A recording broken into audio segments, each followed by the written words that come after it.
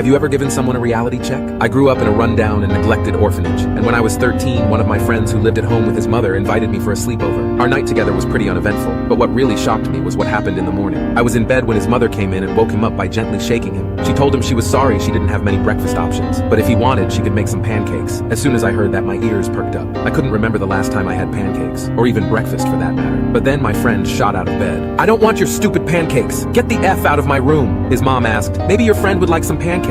He yelled at her again. "We don't want your pancakes, Mom. I said get out and leave us alone." She left the room without another word. I instantly became so angry I got out of bed and started verbally laying into him. I asked him if he knew how disrespectful it was to talk to your mother like that. I told him kids like me would kill to have a mother who would wake us up for breakfast. I started getting dressed to leave, and he begged me not to. He told me I was his only friend, but I told him now I see why. Before leaving, I told him that no matter how dislikable he clearly was, his mother still loved him, and so he better start appreciating her.